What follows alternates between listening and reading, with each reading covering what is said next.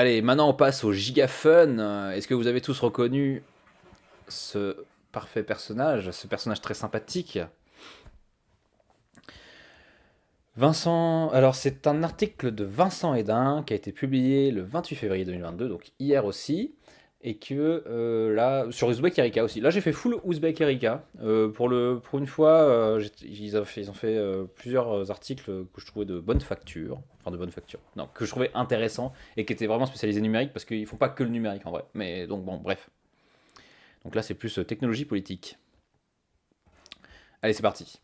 Le centre de gravité de la circulation des informations en ligne se situe désormais à l'extrême droite. Premier livre de David Chavalarias. Oui, là aussi c'est un. Pardon, Burp. Là aussi c'est un. Comment on appelle ça déjà C'est une interview à l'occasion d'une sortie d'un livre. Premier livre de David Chavalarias, directeur de l'Institut des systèmes complexes de Paris, organisme rattaché au CNRS. Toxic Data, c'est le nom du livre. Propose une observation aussi fine qu'inquiétante de l'explosion de fake news et de diverses techniques de manipulation à des fins électorales. Finalement, on pourra même faire des liens avec le premier article. Hein. Rien de neuf sous le soleil, me direz-vous. Si, l'ampleur. Apprenant de leurs erreurs passées, les organisateurs de ces campagnes deviennent sans cesse plus précis dans leur ciblage comme leur message. Pour David Chavalarias, ce n'est rien moins que l'existence de la démocratie stricto sensu qui est désormais menacée. Entretien, rien que ça. Rien que ça, rien que la démocratie qui est menacée. Alors, qu'est-ce qu'il a à dire? Pour nous dévoiler le côté obscur des algorithmes, vous vous appuyez sur une curieuse expérience menée par le journaliste Matt Onan. Pourriez-vous en rappeler le principe et les conséquences et en quoi est-ce qu'elle explique empiriquement la dangerosité des algorithmes? Matt Onan, journaliste pour Slate, est-ce que j'essaye de faire une voix ou pas? Matt Onan, journaliste pour Slate, ouais non, je vais pas réussir à le faire longtemps. Donc journaliste pour Slate, s'est donné un objectif qui peut sembler un peu loufoque, liker tout ce que Facebook lui proposerait sur son fil d'actualité. Cette expérience s'est révélée très riche en enseignements sur le fonctionnement de Facebook, et voici en résumé ce qui lui est arrivé. Je pense qu'on joue pas Sherlock là. Oh punaise, t'imagines si je refais la voix de Higgins? L'horreur. C'est Wiggins, non? Higgins ou Higgins, bref. Et là, spoiler alert, bon, si vous connaissez un peu Facebook et si vous êtes déjà venu ici un peu, je pense que vous savez déjà ce qui va se passer. En moins de 48 heures et après avoir cliqué sur quelques messages polémiques qui lui avaient été suggérés, les contenus des messages qui lui étaient présentés sur son fil d'actualité ont dérivé vers les extrêmes. Oh bah ça alors. De plus, ces contenus présentant majoritairement des idées proches de l'extrême droite ont également envahi les fils d'actualité de ses connaissances au prétexte qu'ils étaient appréciés par Mark Onan. Oh bah ça alors, ça c'est très étonnant. Hein.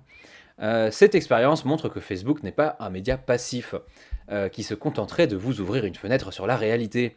Il fabrique pour vous une certaine perception de la réalité en fonction de ce qu'il apprend sur vous. Donc le fameux bubble filter, le classique, on ne le présente plus. Le problème est que les algorithmes de Facebook ne sont pas paramétrés pour vous montrer ce dont vous avez besoin ou ce qui vous ferait le plus plaisir, mais pour vous rendre accro au réseau et vous faire interagir le plus possible avec la plateforme qui se rémunère au nombre de clics sur les publicités. Or, les études de psychologie montrent que les contenus qui vous font le plus réagir sont les contenus choquants à fort contenu émotionnel ou anxiogène. Bon bah là, rien de nouveau sous le soleil. Hein. Attends, je pensais à un truc là. Ah oui, peut-être la limite de son expérience là. Bah après c'est un journaliste, c'est pas un chercheur, mais genre son compte Facebook, je sais pas depuis combien de temps il a, mais genre il part pas de rien quoi. S'il se met à te liker tout son contenu, il part pas de rien. Donc est-ce que déjà de base il y avait pas des trucs un peu extrêmes qui lui étaient proposés et que finalement il rentre là-dedans? Genre comment ça se passe? Genre quand t'es primo, on va dire quand t'es primo Facebooker, je sais pas comment on peut dire ça. Genre quand ton truc est vierge, est-ce que ça fait ça? Bon, bref, ça sera peut-être la limite de son expérience. Bref. Par exemple, quand le vaccin contre la Covid-19 a été découvert, certains ont été confrontés au même moment à deux types de messages tels que un nouveau vaccin est efficace à 90% et le nouveau vaccin rend stérile. Fausse information qui a beaucoup circulé sur Facebook. Sur quel type de message auriez-vous cliqué en priorité pour en savoir plus? Ah bah directement sur le fait que ça rende stérile. Hein. Il s'avère qu'en moyenne, nous nous intéressons en priorité aux informations qui mettent en avant un danger imminent. Le problème est que Facebook observe les comportements de tous ses utilisateurs et apprend à partir de cela quels sont les contenus qui génèrent le plus de clics. Ces algorithmes de recommandation apprennent donc que les contenus négatifs sont plus intéressants d'un point de vue économique et ils vont donc par défaut amplifier votre exposition à ce type de contenu. Et si en plus vous avez le malheur de cliquer sur certains d'entre eux, Facebook va inférer que vous êtes particulièrement sensible à ce type de contenu et vous en resservira ad nauseam. Moi actuellement là sur mon compte Facebook, ce qui me resserre de manière ad nauseam, là comme il dit, depuis le début de la guerre en Ukraine, là, je savais plus que j'étais là-dessus, mais j'étais sur un groupe Facebook où en gros c'était des vidéos qui venaient de différents théâtres d'opérations, machin comme ça, enfin de différents lieux de la planète où il y avait des guerres. Et là, genre vraiment, genre j'ai une publication sur trois, ça vient de ce compte Facebook là, quoi. Bon, non seulement je pense parce qu'ils sont actifs, mais en plus de ça, c'est parce que du coup, j'ai été regardé, quoi. Qu'est-ce qui se passe, et du coup là, je n'ai plus que ça, c'est infernal. Bref. Cela peut conduire dans certains cas à un appauvrissement considérable de votre fil d'actualité qui va se concentrer que sur un seul type de contenu, du coup que sur des trucs de guerre actuellement, et sur Twitter aussi. Facebook appelle cela un rabbit hole. Pour vous donner une idée de l'intensité que peut atteindre... Ah ouais, et là je trouvais ça super intéressant le chiffre qui sort. Pour vous donner une idée de l'intensité que peut atteindre ce phénomène, la lanceuse d'alerte Frances Haugen a révélé fin 2021 que Facebook a dirigé 80% des messages anti-vax sur les fils d'actualité de seulement 4% de ses utilisateurs. De quoi avoir une overdose? Tu m'étonnes. Enfin, genre vraiment la grande lessiveuse, quoi. Hein. Tu passes là-dedans, t'imagines, t'as plus que ça, il n'y a plus que ça qui t'intéresse, quoi. Même s'il faut remettre en cause le fait que les gens mangent tout ce qu'on leur donne, quoi. Hein, ils sont capables aussi de mettre des trucs à profit. Mais c'est sûr que quand t'imagines un peu, genre... Après ça, c'est intéressant de savoir genre complotistes ou enfin, le nombre de contenus anti-vax qui ont été créés pour savoir genre quelle concentration vraiment ça représente sur 4%. Mais bon, déjà, ça montre une certaine, euh, une certaine balance, pas très balancée, quoi. Bref. Un deuxième phénomène mis en avant par l'expérience de Matt Honan est que Facebook vous utilise pour recommander des contenus sponsorisés à vos amis et vice-versa. Euh, Demande à Elip, elle bosse sur le sujet pour son mémoire. Ah bah écoute, oui, effectivement, je peux lui demander, c'est gentil. Là, je savais pas. Bah écoute, bah, vous remarquez qu'elle pourrait venir ici faire un petit live. Je ne savais pas qu'elle travaillait là-dessus. Merci pour l'info, Céline. Nanana, et vice-versa. Donc, plus vous avez d'amis, plus Facebook a de latitude pour vous influencer via des recommandations d'amis bien choisis. Et moins vous contrôlez ce à quoi vous êtes exposé. Nanana. Il faut distinguer deux choses. La première est la distorsion de la diffusion d'informations que les réseaux sociaux effectuent du fait de leur conception. Ouais, donc distorsion de la diffusion d'informations, c'est genre, c'est ça, exactement ça. On va pas te mettre un truc plutôt pluraliste, on va te mettre que des trucs qui sont censés te faire réagir le plus. Et souvent, ça va être autour du même sujet parce que on est tous différents, on a tous des centres d'intérêt différents. Et du coup, voilà, distorsion. Euh, il est du fait de leur conception. Il est très difficile de quantifier scientifiquement cette distorsion car toutes ces grandes plateformes gardent secret leur fonctionnement. Et oui, une étude récente menée par Twitter suggère cependant que les courants politiques dont les messages sont diffusés le plus largement sont les courants conservateurs, pour pas dire d'extrême droite. Notons aussi qu'une des conséquences de ce que nous venons d'évoquer est que dans certains pays comme la Pologne, des partis modérés se sont mis à modifier leur communication politique en augmentant la proportion de messages négatifs.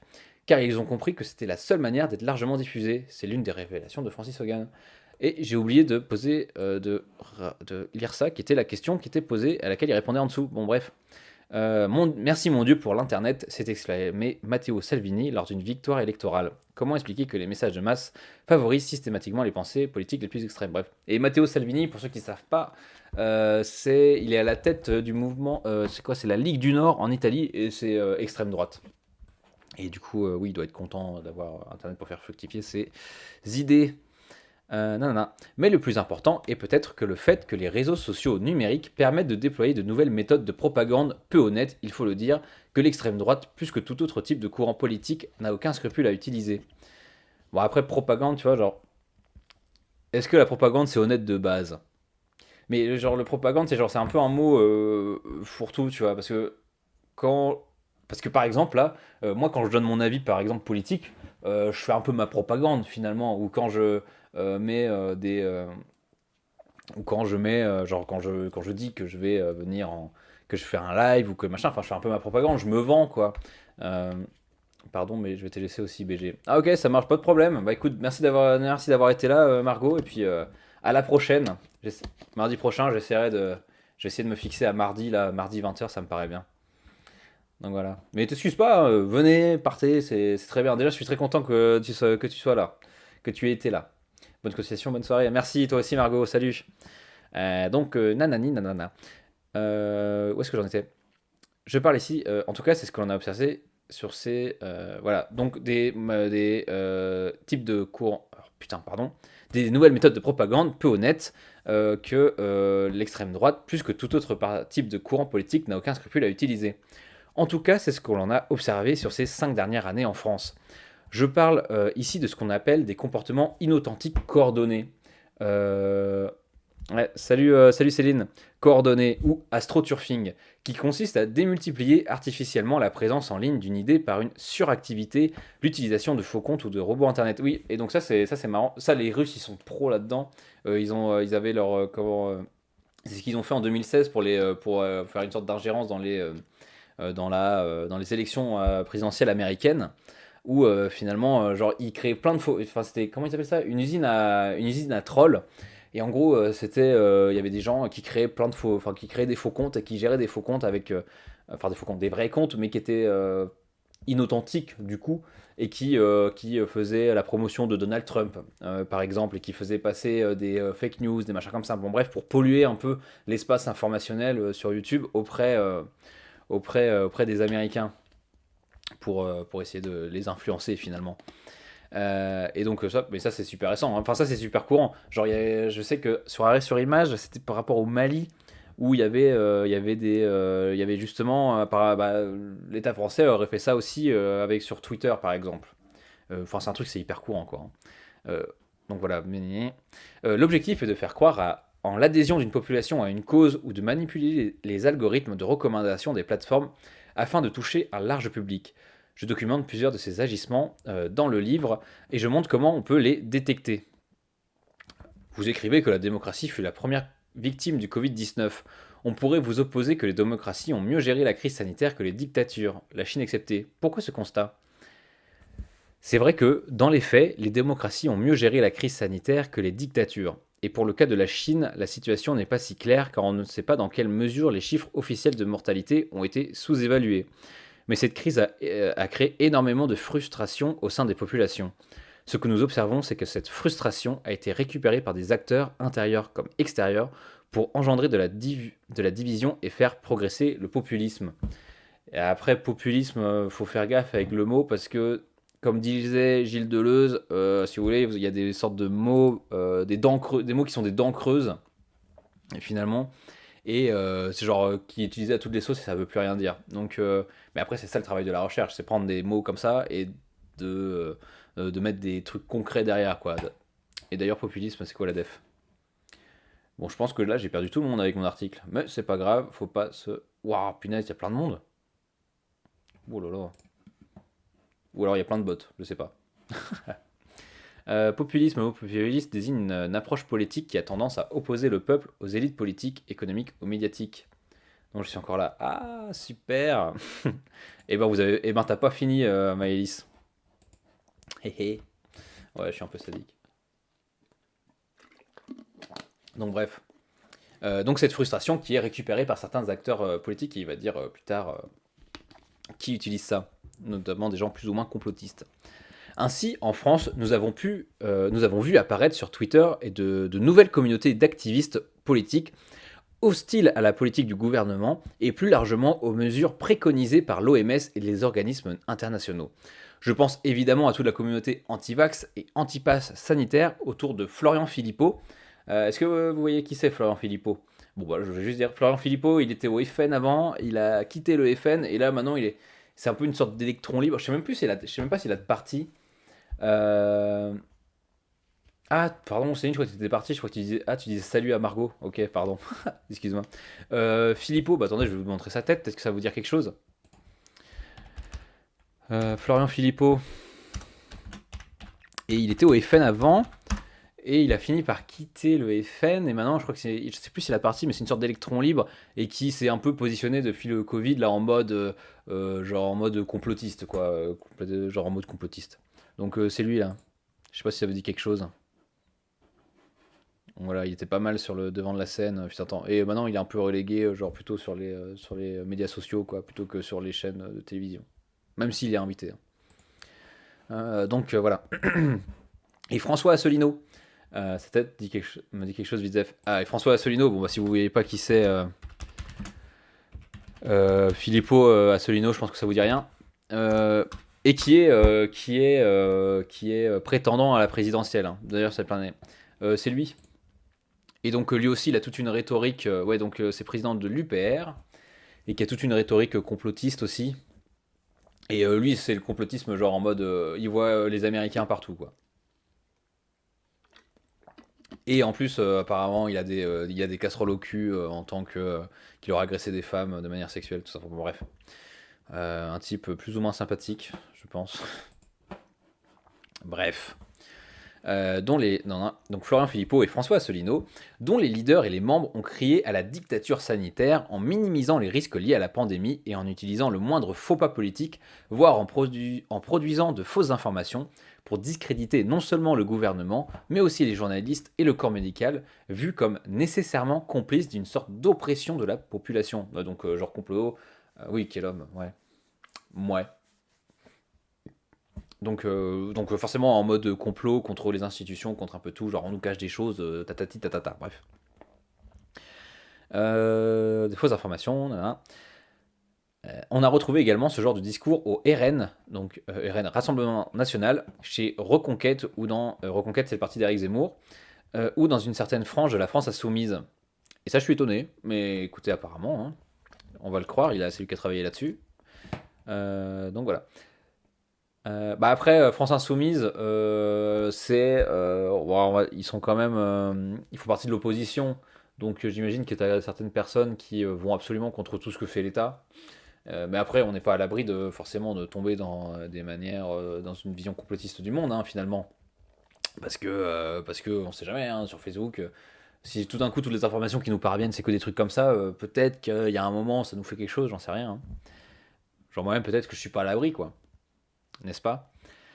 Certes, toutes les critiques envers le gouvernement n'étaient pas dénuées de fondement. Oui, parce que on va quand même revenir sur oui, les communications là, pendant le Covid. Là, le masque sert à rien, il faut un masque. Je sais pas comment mettre le masque. On n'a plus de masque. Mais si on a plein de masques, ils arrivent. Nanani. Enfin, bon, bref, c'était assez.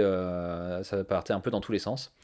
Mais il y a eu un glissement rhétorique qui a consisté à requalifier les adversaires politiques et leurs soutiens en ennemis, à abattre et à appeler à renverser le pouvoir en place, y compris de manière violente, le tout dans un contexte de défiance généralisée envers les institutions. Les institutions. Ouais, donc en gros que la rhétorique, c'est plus juste genre remettre en cause ce que dit le gouvernement en place, etc. Mais vraiment les remettre en mode ennemi à abattre et à appeler à renverser le pouvoir en place, y compris de manière violente. Donc ça c'est ça s'est tendu, quoi. Mais en même temps, hein, à chaque moment de crise, forcément, il y a toujours les extrêmes montent, on va dire. Ça s'est vu plein de fois dans l'histoire. Le plus grand exemple, c'est genre crise de 29, derrière, enfin, crise des années 30, et derrière, on a la Seconde Guerre mondiale, quoi. Donc voilà. En ce moment, bon, bref, j'en étais où? En cela, la pandémie a offert aux détracteurs de la démocratie des opportunités pour nous mettre sur le même chemin que celui que les Américains ont emprunté en 2016 et qui s'est terminé 5 ans plus tard par la prise du Capitole et une quasi-guerre civile. Oui, parce que ce qui s'est passé au Capitole, en vrai, comme je disais à l'autre live, là, allez voir vraiment le documentaire là, qui est sorti sur Arte, c'est genre Capitole, machin truc, enfin bref. Et genre vraiment les images elles sont dingues quoi. Genre c'est vraiment genre de la vraie violence quoi. C'est de la vraie violence. Et c'était pas. Et à deux doigts de renverser le congrès quoi. Enfin, bon, bref. Si vous ajoutez à cela le fait que l'ingérence du Kremlin via les réseaux sociaux a joué un rôle majeur dans la déstabilisation de la démocratie américaine, que le Kremlin a également tenté d'influencer l'élection présidentielle française de 2017, et que nous sommes entrés en 2022 en conflit ouvert avec Poutine, on peut raisonnablement conclure qu'après cette pandémie, le terrain est plus que jamais propice à des entreprises visant à affaiblir les démocraties. C'est vrai qu'en ce moment, les démocraties, c'est un peu dans la sauce quand même, hein.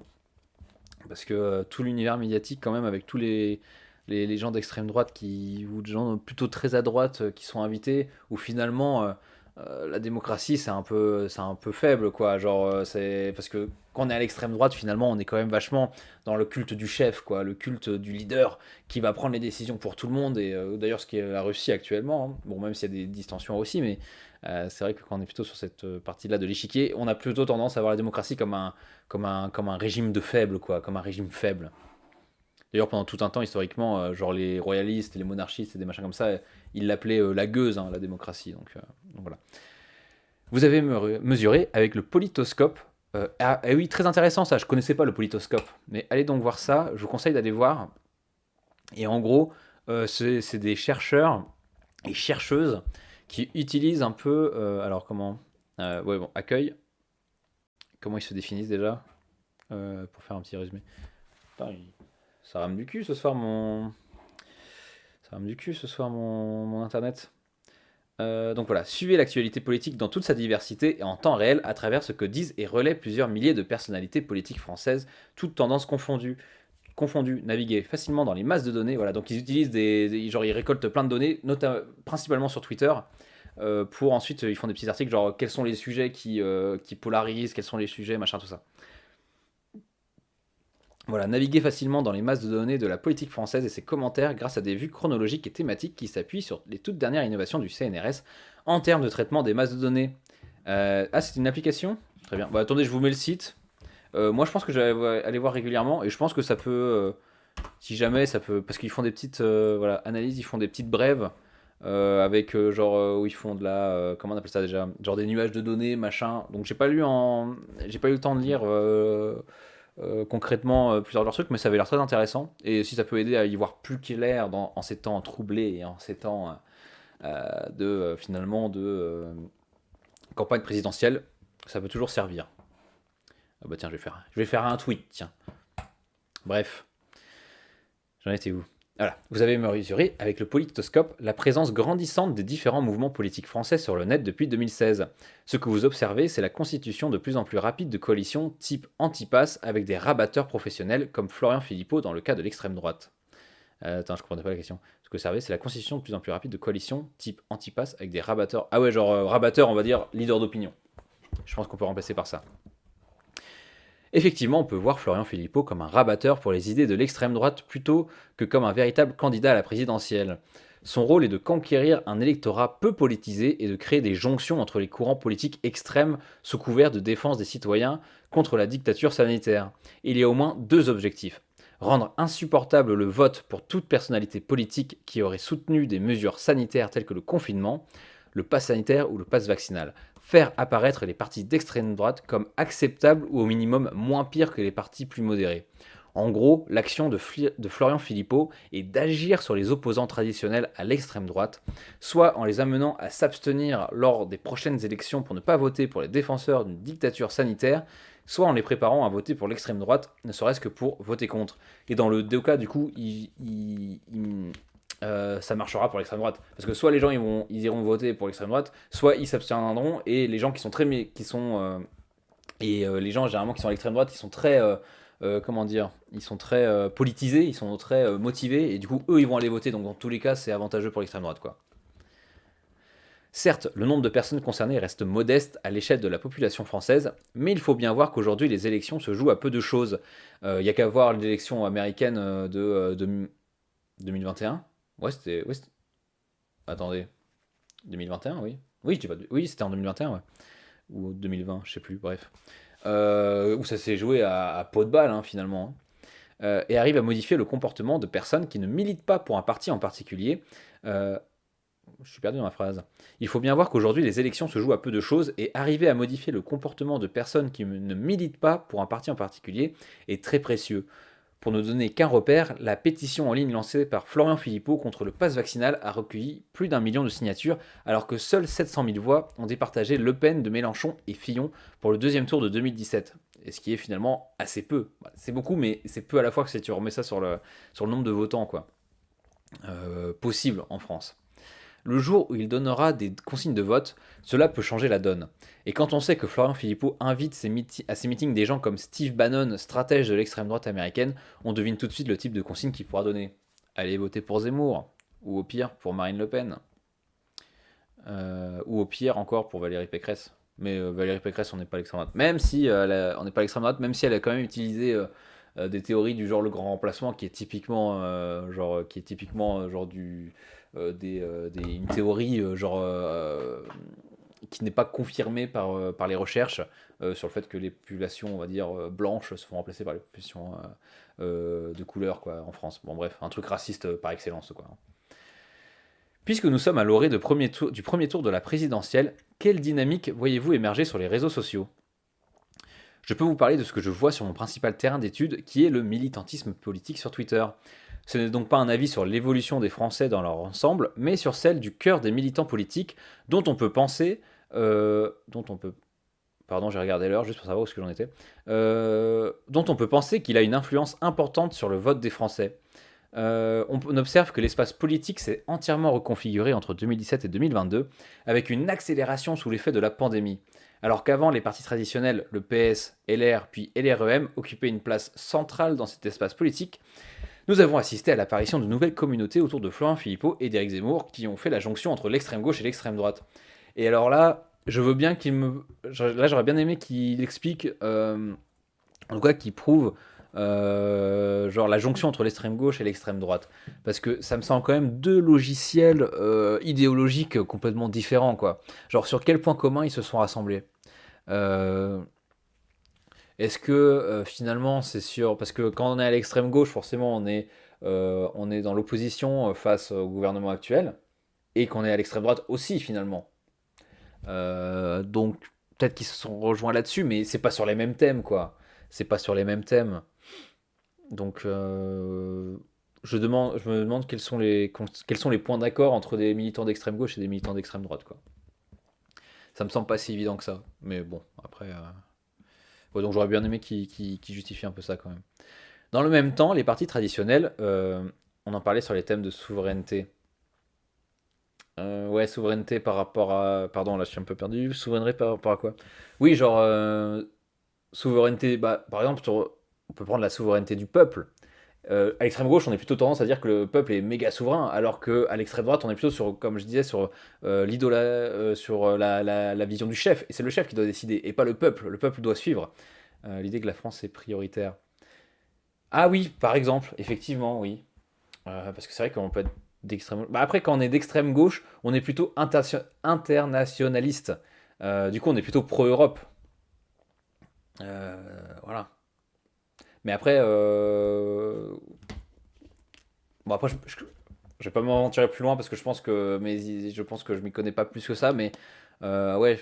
Mais tu vois, genre, je pense que ça peut faire un point de jonction qui est, genre, si par exemple, c'est un militant d'extrême gauche et un militant d'extrême droite qui se rencontrent sur un point, genre souveraineté française, genre sur la souveraineté du territoire français, enfin, ils vont pas pouvoir discuter, quoi, parce que il y en a un, il va commencer à, genre, juste à l'extrême gauche, il va pouvoir te dire, genre en mode, je pense que c'est plus sur le côté économique, pour être un peu indépendant et pas subir la loi du capitalisme mondial. Je pense qu'on est plus là-dessus. Alors qu'à l'extrême droite, on va plutôt, genre, souveraineté française, genre, on va plutôt être sur des questions identitaires, des trucs comme ça, quoi, des questions d'immigration. Mais remarque en ligne, finalement, c'est vrai que les communautés en ligne reposent quand même sur des liens faibles, hein. C'est vrai que c'est pas ça peut être sur un minimum, quoi. Genre, c'est très hétérogène généralement. Bah après, ils ont pas les mêmes raisons de vouloir mettre en avant l'identité française. Ouais, ouais, ouais, ouais.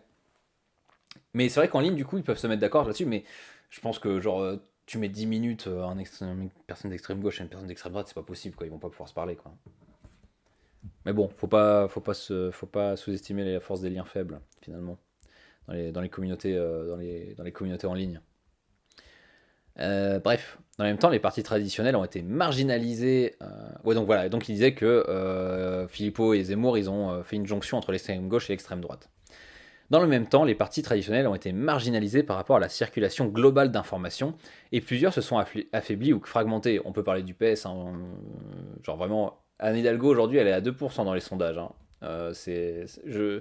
Normalement, elle n'est même pas invitée sur les plateaux, hein. Les gens, les prétendants à la présidence, quand ils sont à 2%, généralement, ils sont pas invités, hein. Bref.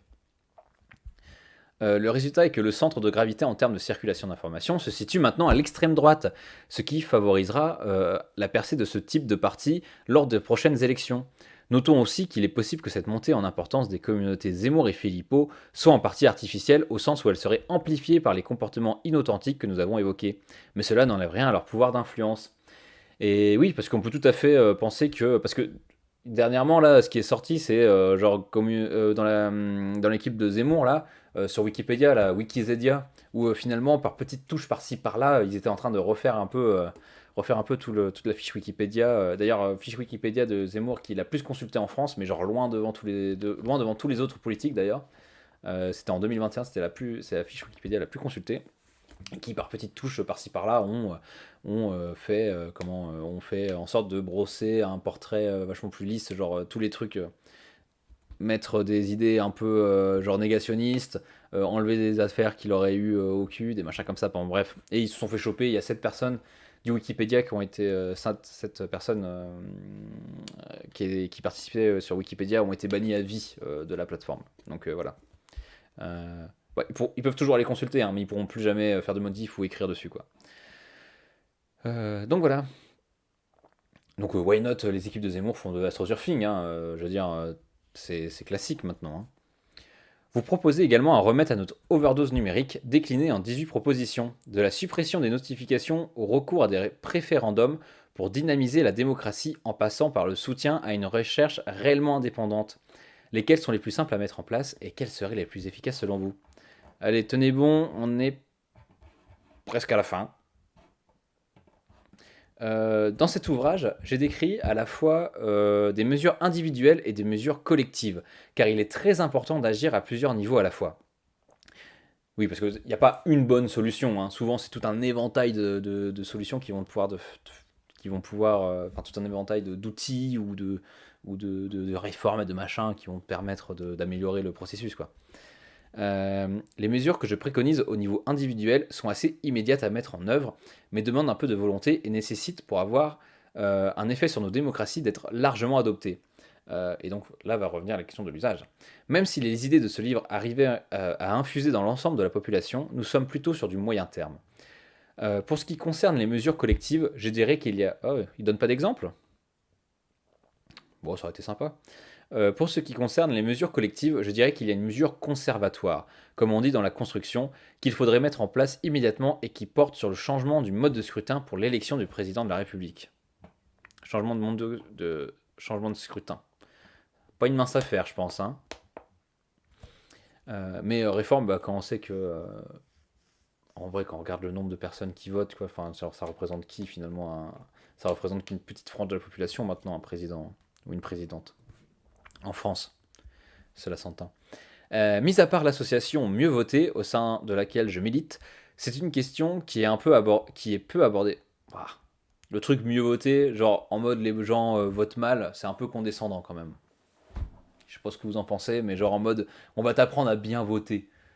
Bah, je suis désolé, genre c'est pas en disant aux gens voilà comment il faut mieux voter que tu vas forcément faire en sorte déjà qu'ils vont les voter, et en plus de deux, genre ça va peut-être les conforter, genre ça va peut-être encore plus les braquer dans leur manière de voter, tu vois. C'est pas comme ça qu'il faut. Enfin, je sais pas ce que vous en pensez, mais moi c'est pas comme ça que je m'y prendrais pour. Enfin bon, bref. C'est une question qui est peu abordée et qui pourtant conditionne totalement la vie politique et le choix de nos dirigeants. Cela serait un peu long à développer, mais pour le dire en quelques mots, la démocratie est actuellement malade de son mode de scrutin. On le voit tous les jours dans les débats politiques et les études d'opinion. D'une part, il y a une lassitude généralisée des Français qui sont sans cesse appelés à voter utile, faire barrage ou voter pour le moins pire. Et oui, car moi là, je sais pas pour. Est-ce que je sais pour qui je vais voter? Je pense que je vais essayer de voter utile, c'est ça le truc. Je vais pas voter pour quelqu'un qui genre me transporte, quoi. je vais voter utile. Parce que moi, clairement, genre un truc, quelqu'un que je trouverais complètement honnête, tout ça, genre, je donnerais bien mon vote à Poutou, mais ça servirait à quoi? Lui, il est pas là pour se faire élire, il pourra jamais se faire élire dans les conditions actuelles. Et du coup, tu donnes ton vote à Poutou, mais du coup, tu donnes pas à quelqu'un d'autre qui pourrait, tu donnes pas par exemple à Mélenchon, qui lui pourrait être, du coup, pour avoir vachement plus de voix et du coup avoir un vachement plus gros score. Donc, tu vois, c'est genre, il y a des choix, quoi. C'est de la stratégie, quoi.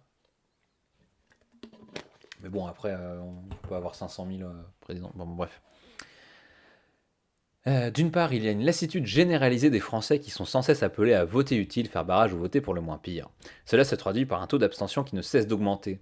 D'autre part, le mode de scrutin pollue la vie politique par ses dysfonctionnements. Par exemple, le phénomène de division des voix oblige les partis à ne présenter qu'une seule tête, ce qui les entraîne dans des guerres internes stériles pour choisir leur candidat et freine le renouvellement de l'offre politique comme on l'a vu à gauche, comme à droite. Oui.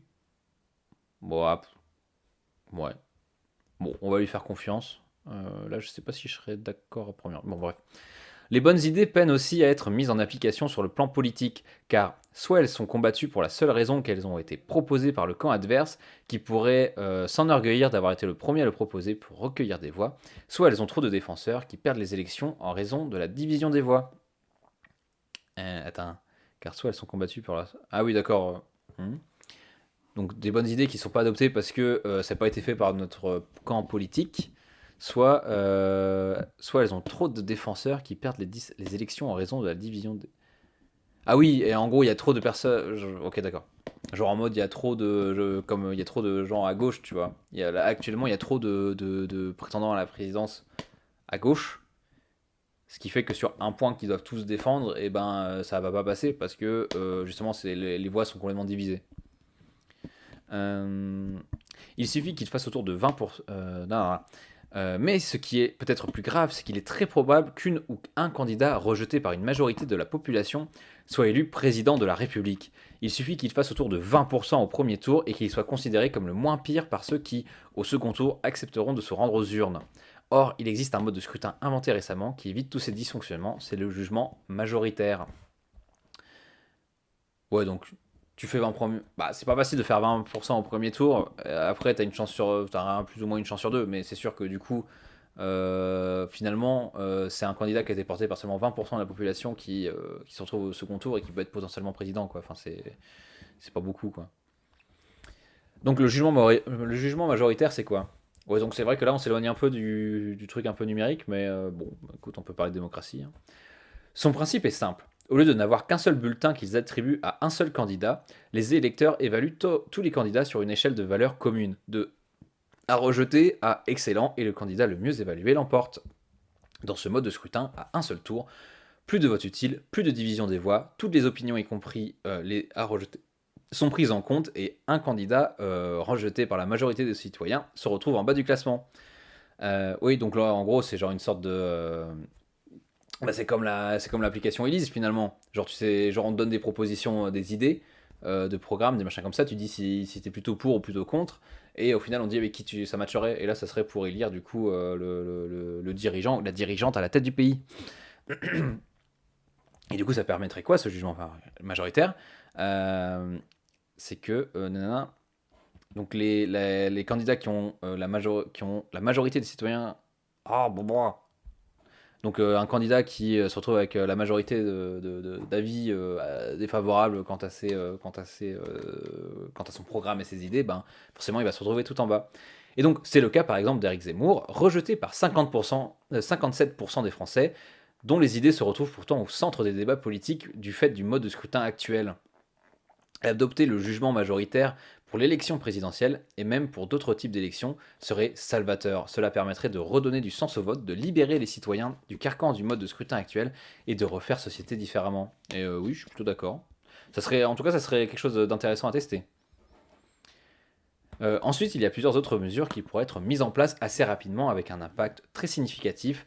Vous avez mentionné les préférendums, qui ne sont autres que des référendums au jugement majoritaire, mais il y a aussi la mise en place d'outils publics d'observation des manipulations d'opinion sur les réseaux sociaux ou la régulation des grandes plateformes numériques.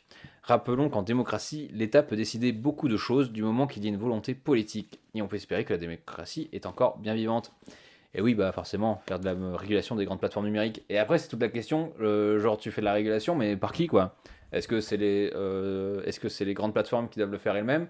Est-ce que c'est la justice? Mais si c'est la justice d'un pays, comme c'est des plateformes qui sont internationales, c'est pas le même droit partout. Enfin, comment tu fais quoi? Donc c'est vrai que là, ce serait un gros chantier. Allez, dernière question, la dernière ligne droite. La dernière ligne droite. Pour finir, vous suggérez également l'élaboration d'une loi sur l'atteinte à la démocratie en expliquant qu'il n'est pas possible que des plateformes comme Facebook puissent cibler des groupes aussi restreints et petits que 1000 personnes. De façon réaliste, comment tordre le bras de tel Moloch? Vous savez ce que c'est, vous, un moloch ou un moloch? Je sais ce que c'est un molosse, mais un moloch. J'ai fait quoi? Non, non, pas copier, rechercher sur DuckDuckGo. C'est quoi ça?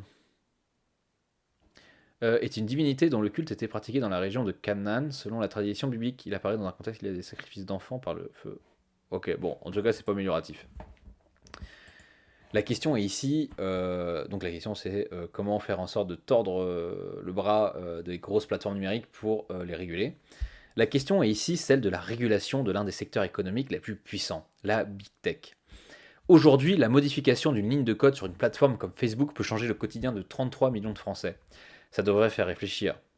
C'est ce que ça vous fait réfléchir? Des fois, moi, j'avoue que ça... Pas tout le temps, mais bon, bref, c'est vrai. La régulation de ce secteur a souvent été floue au prétexte que c'est technologiquement compliqué et que cela se heurte au secret des affaires. Mais il y a des choses assez simples qui peuvent être mises en œuvre presque immédiatement d'un point de vue juridique. Vous mentionnez le ciblage publicitaire. Rappelons que l'équipe de Trump se vantait en 2016 d'avoir fait jusqu'à 60 000 variantes d'une même publicité politique pour trouver la corde sensible d'un électorat. On va relire ça. Vous mentionnez le ciblage publicitaire. Rappelons que l'équipe de Trump se vantait en 2016 d'avoir fait jusqu'à 60 000 variantes d'une même publicité politique pour trouver la corde sensible d'un électorat. À ce niveau-là, nous ne sommes plus dans les discours politiques, mais dans la manipulation d'opinion. Oui, parce que finalement, ton ressort, c'est essayer de trouver ce qui va faire que les gens vont voter pour toi, et pas genre t'as des convictions et tu vas les porter, et est-ce que les gens vont être d'accord ou pas, tu vois. On est que, ouais, c'est limite quoi. Or, enfin c'est limite, c'est dégueulasse. Vendu. Or, il suffirait que l'on interdise de cibler des populations de taille trop petite pour réduire considérablement ce pouvoir de nuisance. Cette taille est déjà estimée par les plateformes de ciblage publicitaire. Appuyons sur cet indicateur pour interdire tout ciblage de sous-population de moins de 5 ou 10% de la population totale. Ouais, donc du coup, ça permettrait de faire genre des ciblages genre un peu plus genre télévisuel. Genre, tu passes une information, mais ça va pas faire du micro-ciblage, quoi. Ça va être genre un peu adapté presque finalement à la personne près. Genre, et donc, du coup, ça va sûrement augmenter le nombre de personnes qui vont recevoir l'information, et vu comment elle va être formulée, tout ça, enfin, ils vont avoir leurs capitaux culturels, ils vont avoir leur expérience, déjà leur façon de penser, etc. Et c'est à partir de ça qu'ils vont recevoir cette information. Et en plus de ça, comme tu peux plus viser précisément, du coup, forcément, enfin, tu peux moins adapter ton discours à la personne près, quoi. Du coup, ça te pousse plus à être un peu plus authentique, j'imagine. Authentique. Bon, bref, de mettre un peu plus ce que tu penses, quoi. Plus généralement, de même que la science produit des connaissances sur l'impact sur la santé du tabac ou de certains produits alimentaires, ou de l'impact de certains pesticides ou gaz à effet de serre sur l'environnement, elle apporte de nombreux résultats sur l'effet de tel ou tel type de technologie numérique, sur la qualité du tissu social et du débat public. La santé de nos démocraties est-elle moins importante que celle de leurs citoyens ou de l'environnement? Je ne le pense pas. Appuyons-nous sur la science pour réguler la big tech, comme nous avons régulé les autres secteurs d'activité économique. Nous nous en porterons que mieux individuellement et collectivement. Point final.